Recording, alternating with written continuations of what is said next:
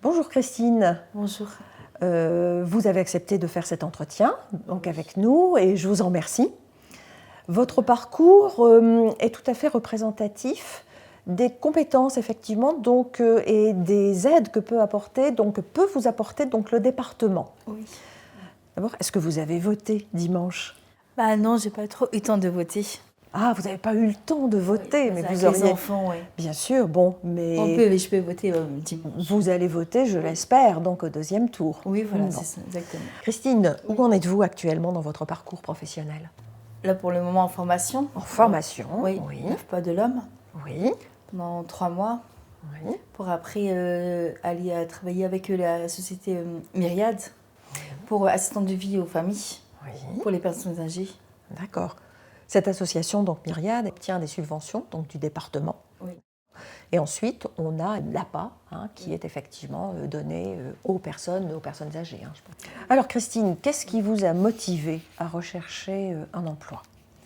Qui m'a motivée au départ, c'était avec, comme je suis au RSA, qu'il fallait un accompagnement en fait pour la réinsertion.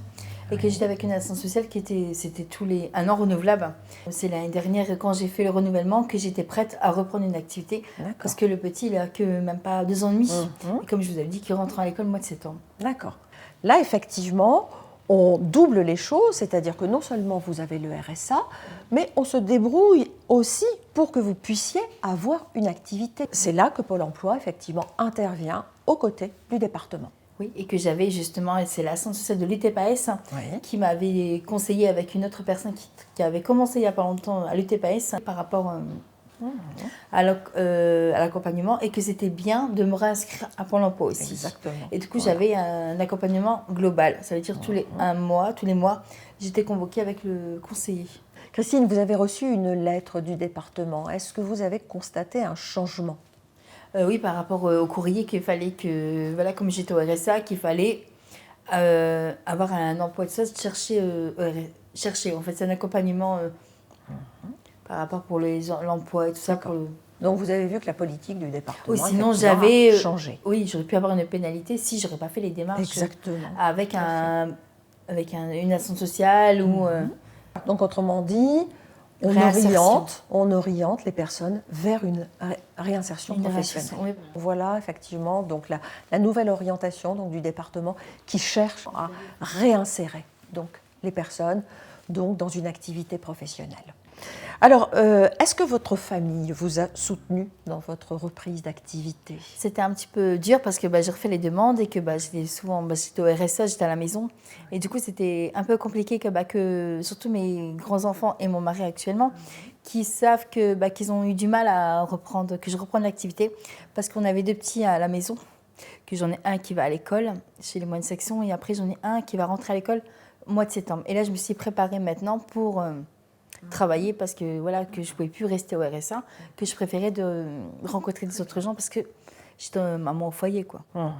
Quel type d'aide avez-vous déjà eu pour garder vos enfants? C'était avec la même société Myriade, mais c'était avec une TSF. C'est une personne qui soulage la maman en fait pour les grossesses, en fin de grossesse, pendant la grossesse ou pour aider par rapport aux enfants aussi.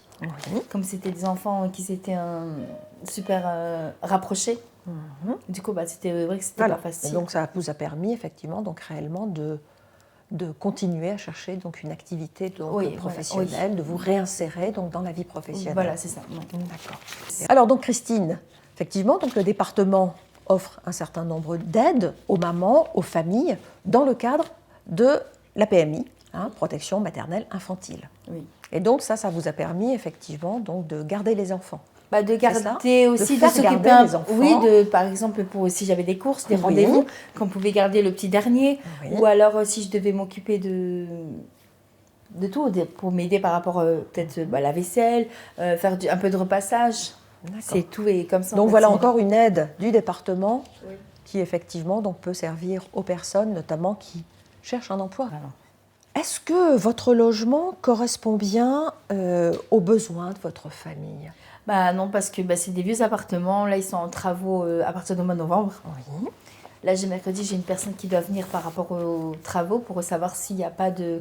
J'ai pas trop compris, mais pour étudier. Ils vont faire une étude pour justement, ils vont refaire les appartements, mais ils vont pas démolir, ils vont pas nous reloger. Alors Christine, quelle société ou quel bailleur social s'occupe effectivement de ces travaux? LMH. LMH, donc LMH qui va réhabiliter donc votre logement, Oui. comme vous le disiez, sans que vous alliez ailleurs, c'est ça? Oui, voilà, vous c'est restez ça. Oui, ils ne dans le démolissent logement. pas les logements, mais que justement, c'est pas.